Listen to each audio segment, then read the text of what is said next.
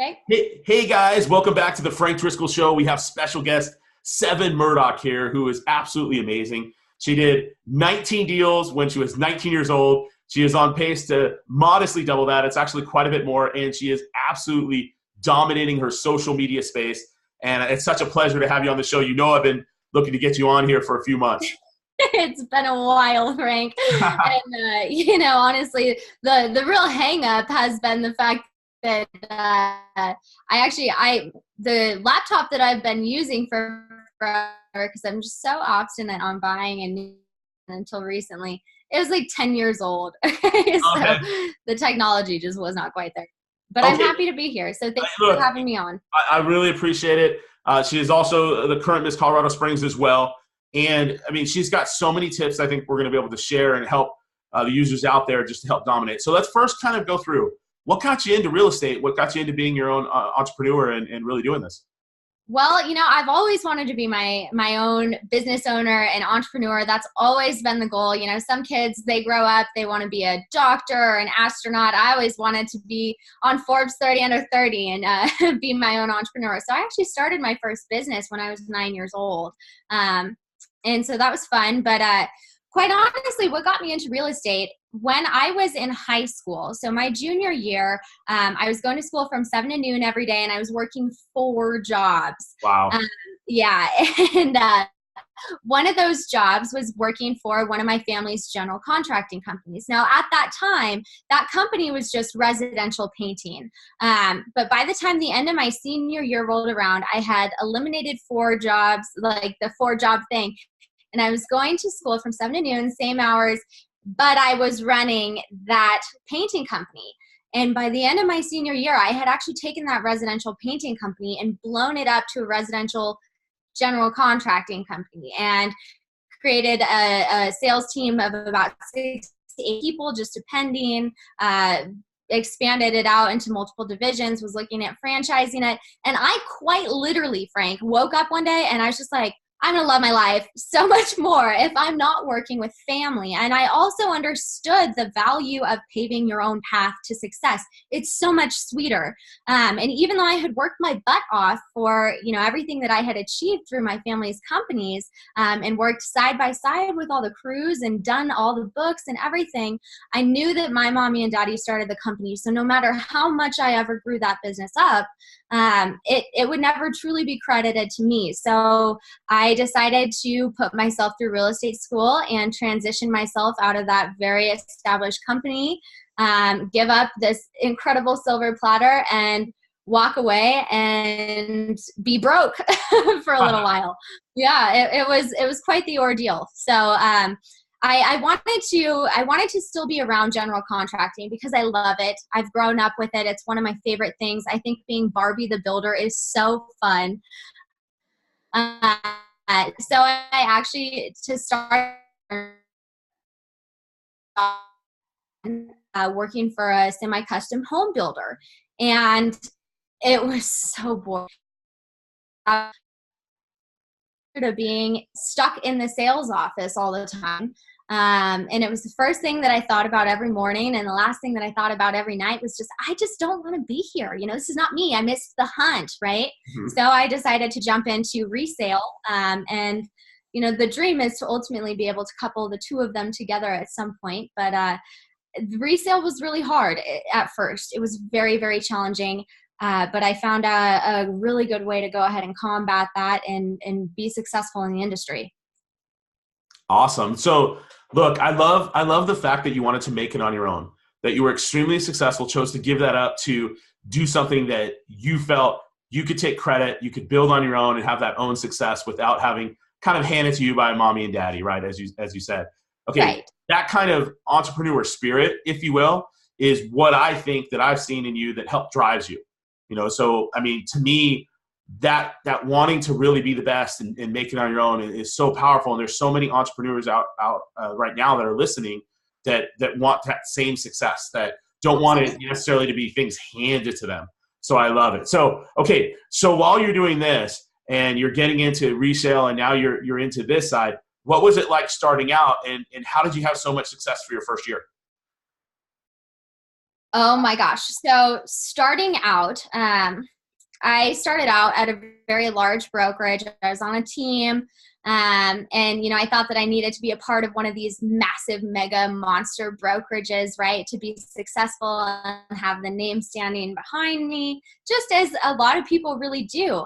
But quite honestly, I kind of got caught up in the shuffle in a lot of different ways, that kind of dog eat dog feel.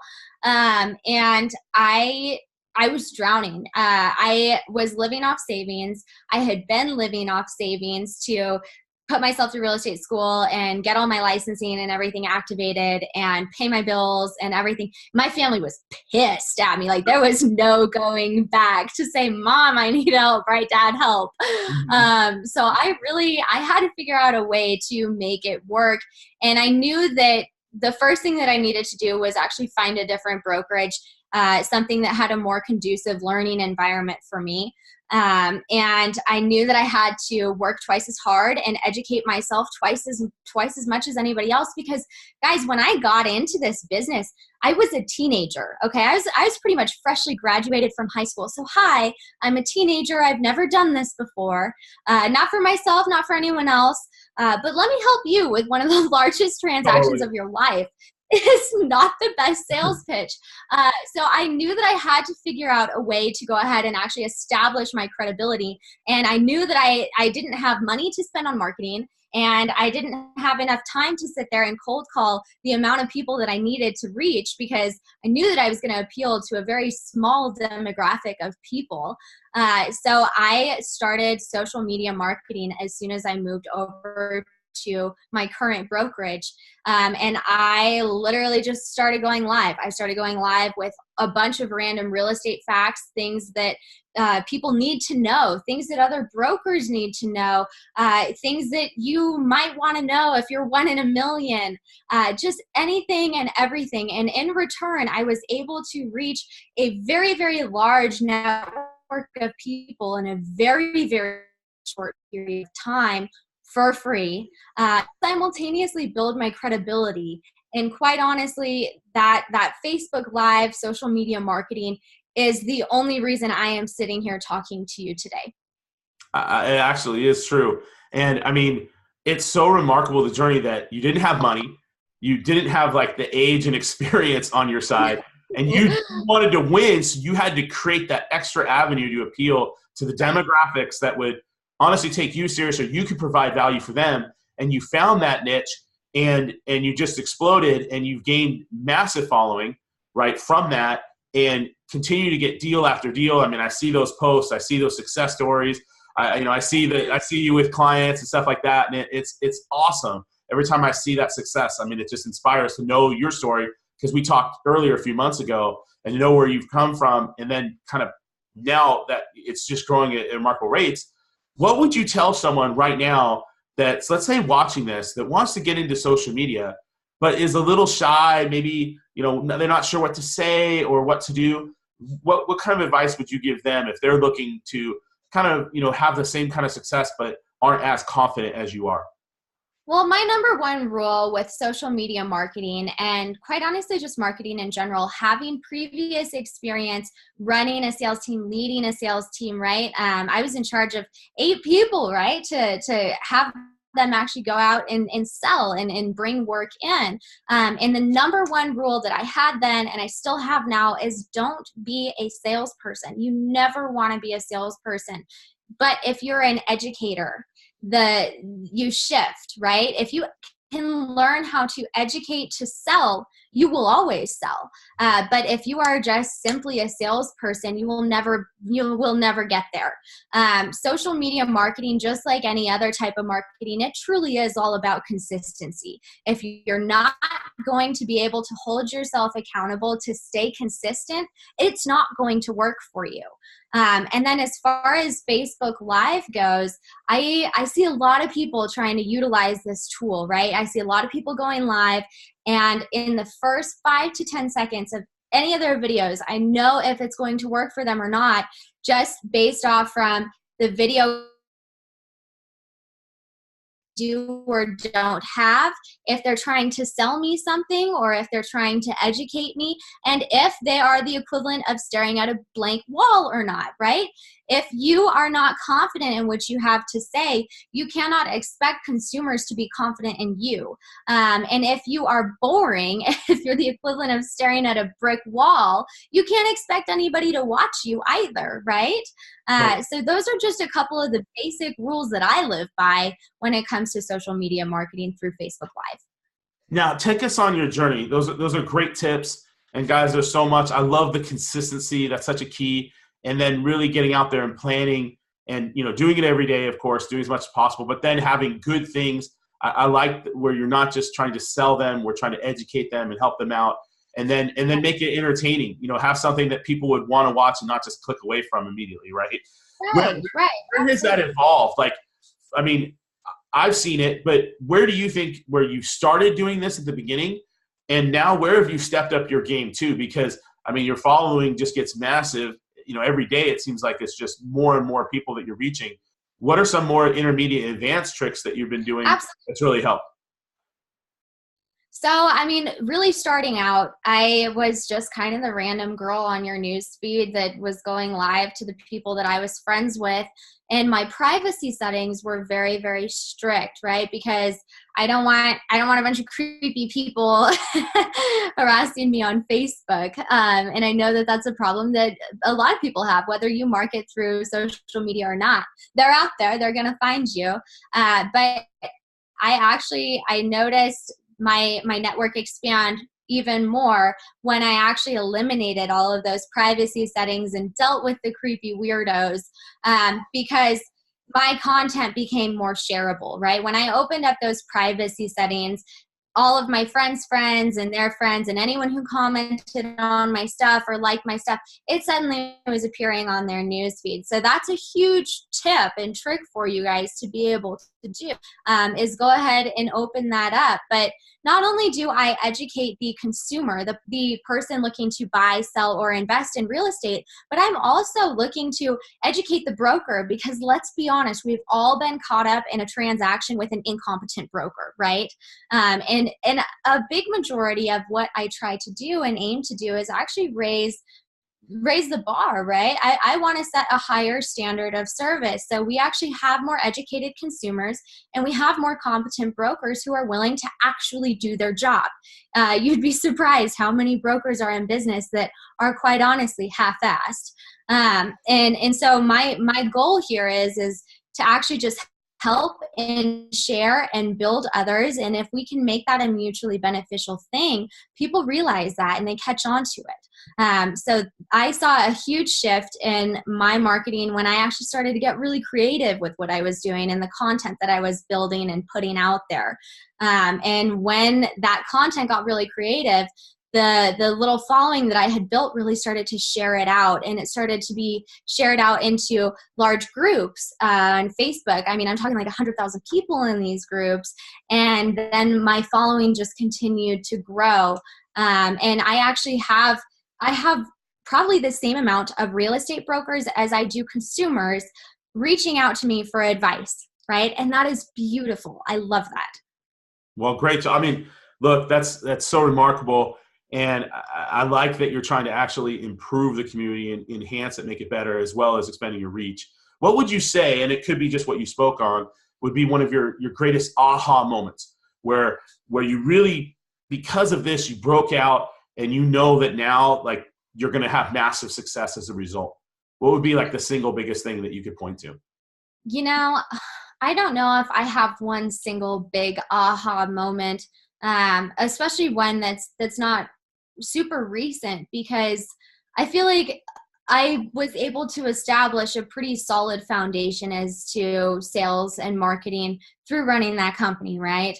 Mm-hmm. So I had a lot of aha moments then, but I think that the biggest aha moment is actually going to be just consistency and educating to sell. You have to be an educator before you're a salesperson, or else you probably won't be very successful. One of the things that I've noticed that I really took a lot of attention to is when I was marketing at all. I was doing a vast majority of it from my business page. But when I actually stopped marketing from my business page and I actually just started pretty much solely marketing on my personal page, I noticed a lot more growth there. And I think that the reason behind it is because I'm coming to you as a friend, right? And when you start to build up this following, this consistent following, people actually feel like they truly do have a good connection with you, a personal connection with you. So when you are educating them and not selling them, and you're coming to them from your personal page, not your business page, you're a friend. You're not another advertisement. You're not another salesperson. And that goes a really long way. But that being said, Facebook changed its algorithm probably about a year ago, where you cannot boost or promote any posts from your personal page anymore. You can only do that on your business page. So all of my reach is organic. I do not spend a dime on boosts or promotions because I offer valuable content and it's shareable. That's awesome. Great job. I think there's some great advice for you guys out there, that connecting with them, being consistent, right, was one of the aha takeaways, and just doing it every single day and then getting that reach organically is very powerful. What is non-negotiables for you? What is something that honestly there's not going to be a trade-off for to increase your business? Quite honestly, my standard of service, my level of service that I provide, not only to my clients, but the brokers that I'm working with on the other side of the transaction. I'm not willing to compromise on my level of service, which is why I actually recently brought someone on underneath me to go ahead and continue to offer a top tier level of service to both consumers and brokers alike. That way nobody is getting lost in the shuffle and there aren't any loose ends. My service is not something that I will compromise on, and I will always continue to set the bar higher because I think that as an industry as a whole, we deserve it, and we're seeing that we need to be doing that. We're being told actively by consumers that we need to be doing that, and I want to challenge it. I love it. I love it. What do you think was one of your greatest failures, and what lesson did you learn from it? You know, Frank, I haven't had a whole lot of time to fail yet. I like that. I like that. But I'm waiting for it. Okay. Hey, look, I like if you haven't had to experience something like that. And you know what? That's great. Just be ready to learn from it when it does happen. Exactly. You know, and that's as far as real estate goes. You know, and there was a point in time where I did feel like I failed for a little while. I feel like when I was selling new construction homes, I felt like I had failed myself because my soul was dying sitting in the model home all day long. And then when I jumped into resale and I had 2 months of savings left and no clients in front of me, I felt like I failed a little bit, right? Sure. Because I'm sitting here, I'm thinking, how am I going to pay my bills? But that fear of failure is what continues to drive me. And I have failed personally. I think that we've all failed personally or in different aspects of life. So don't get me wrong, I've definitely failed, but not to the extent that a lot of people have. Hey, that's in this business. I certainly don't wish that on you at all. What has been the most important part of your business journey so far? Oh gosh, the most important part. I think that just the being able to educate people, and through educating people, I'm able to grow my business. I'm able to help my community. I'm able to network. I'm able to build good, very solid relationships, both business relationships and on a more personal level as well. Yes, I agree. Those relationships are absolutely key, and it's awesome that you're establishing those, and hopefully ours as well, as we have some other things planned in the future, which is going to be great. Absolutely. What drives you to keep going? Look, when you don't feel like, making another video, okay? When you for whatever reason you're ready for vacation, you're ready to go somewhere.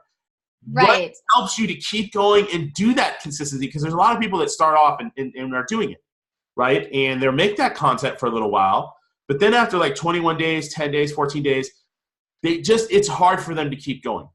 Why? What what drives you to be able to keep going when you don't feel like it?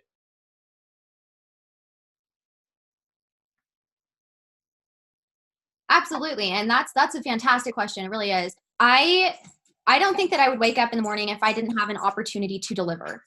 I wake up every morning because I have opportunity to deliver. Somebody is counting on me. I have the opportunity to deliver education. I have the opportunity to deliver my clients to the closing table for their new home. There is so much opportunity, and I have a great appreciation for having that opportunity to deliver. So even when there are days that I just do not want to go live, because there are days that I just do not want to go live. The fact of the matter is it takes about 15 minutes of my time to do that, okay? It's helping hundreds, if not thousands of people, just depending on how many shares and views and everything that particular video gets. I think that some of my videos have right around 8,000 views and a ton of shares. And that's thousands of people that I was able to educate and deliver on, right? So whenever I'm really not feeling it, I suck it up. I put my big girl pants on, and I bite the bullet, because I made this commitment, and that's something that I need to follow through on. No, awesome. Look, I know a lot of people struggle with this. Like, as you know, I do coaching and things like that. And I've heard it from some of my clients that sometimes it's just hard, and we're always looking for ways or challenges to motivate. I think that's excellent that, there's a lot of people counting on you, right? You've got to keep is there will always be an excuse. I will always have an excuse in the morning as to why I don't want to go live, right? Because there's, quite honestly, most days there's something that I'd rather be doing, or something that is much more pressing that I have to get done and deliver on, right? But this is a commitment, and I believe that when you make a commitment, you've got to stick to it. You've got to follow through on it, and you can't make excuses, not even once. Because you make that excuse once, you're going to do it again, and it's going to get easier every single time. You're going to be lacking in consistency, and then that platform you have poured your heart and soul into is no longer going to be bringing you a return. No, look, that's great advice. It's definitely for the people that are listening. Heed that. I mean, it's so true, and the results are gonna grow exponentially when you keep doing it, and that consistency you're building up. Speaking of which, what advice would you give to someone that is just starting out? Let's say they haven't done any social media at all, or they're starting out in this business. Would it just be Facebook Live? Would there be other platforms you would have them on as well? I mean, what is something you would give to someone starting out? My thing is Facebook not for everybody. You got to find your niche, right? And so you got to figure out how you are going to set yourself apart from everybody else, right? What makes you different? All right. That's thing number one. And thing number two, you need to justify why somebody should use you, why someone should use you in comparison to the thousands of other brokers that they could call in Google. And quite honestly, the thousands of other brokers that are probably going to be a better bet for them, because they have a plethora of experience and years standing behind them, right? And credibility behind them. Why should somebody use you? I don't think that anybody should get into this business until they can justify using themselves, right? If I can't choose me, I can't wholeheartedly choose me in comparison to the other brokers that are more, experienced and credible and everything else, you need to pump the brakes, right? You need to figure out why you.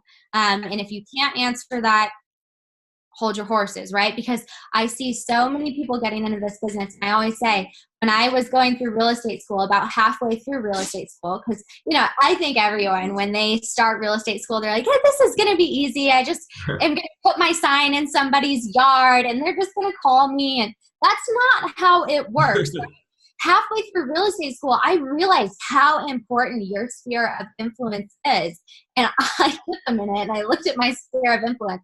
And they're doing the sorority, Chi Alpha Phi Sigma Pi pictures and smashing beer cans on their forehead at frat parties. And my jaw dropped and I said, holy shit, what am I going to do? And I'm halfway through school and I paid for it. And I just burned my bridge with my family and I can't, what am I going to do?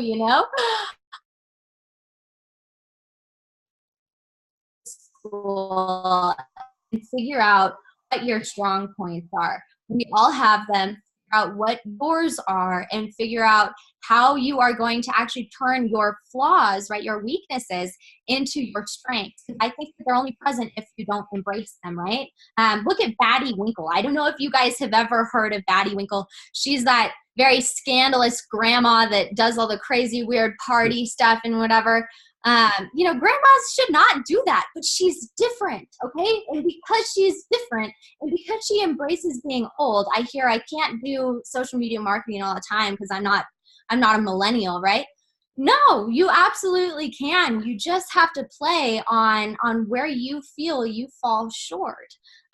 So get right with your flaws, figure out how to embrace them, and figure out how you are going to set yourself apart from everybody else. Awesome advice. This has been an absolute pleasure and an honor to have you, Sevin Murdock, on the show. Guys, if you like it, please like and subscribe it if you like this. So is there any last parting advice you want to give, or where can people, if they want to connect with you, if they've got referrals to send your way or investments that they want to purchase from you, what can you do? What's the best way to contact you? Absolutely. So you can reach me by phone anytime. I'm a real estate broker, so we're glued to that thing. My phone number is 719-287-4271. Otherwise, you can look me up on just about any social media platform. I will say that my Facebook is most attended in comparison to LinkedIn, or I don't have a Twitter. I don't really do the whole Instagram thing, but however you guys feel you want to get in touch with me, I will always get back to you as soon as I see that message come through. And I do help a lot of real estate brokers across the country with clients who are looking to buy, sell, invest, relocate out here in Colorado. If I am not your girl, I will tell you and I will guide you in the direction of someone who is. Yes, and she crushes it, not just, it's all over. I see her selling in Denver, Greenwood Village, and in Colorado Springs, pretty much everywhere. So she's definitely amazing. Thank you so much for coming on the show. Looking forward to having you back later on this year, and continued success. Thanks, everyone. Appreciate it. We'll see you next time. Take care. Bye-bye.